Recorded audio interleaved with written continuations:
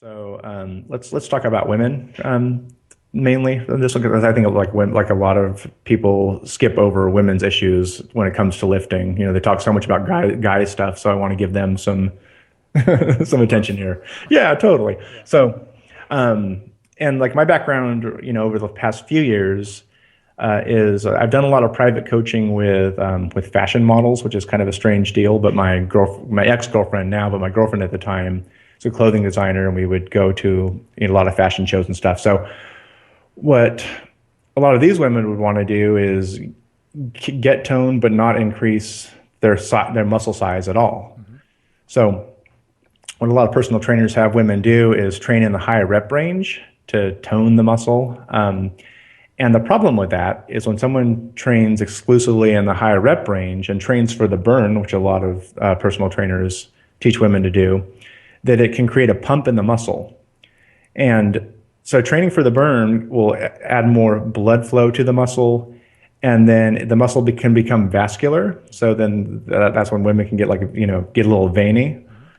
And the reason why bodybuilders train for the pump is it provides a lot more nutrients to the muscle and expands the sheath around the muscle, and it's great for growth, right? So for guys that want to get big, it's awesome. Totally.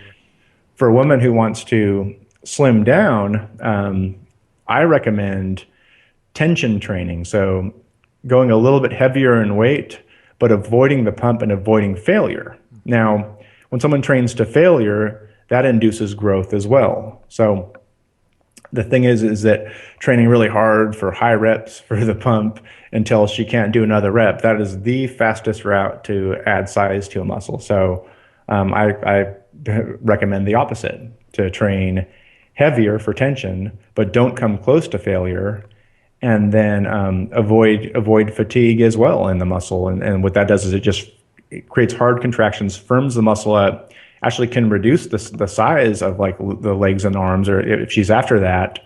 Um, but again, without, you know, creating vascularity and all that stuff. So Right. yeah, exactly. And what I've found, you know, doing tons of research and stuff, that, you know, you see people who lift low reps that gain muscle. You see people who lift medium reps to gain muscle and high reps to gain muscle. The determining factor in gaining muscle from the studies that I read is actually training to failure, because that's when the muscle is going to break down and adapt by growing. So if you avoid failure, you're good. And the thing is the reason why you don't want to do high reps is because you don't want to get vascular.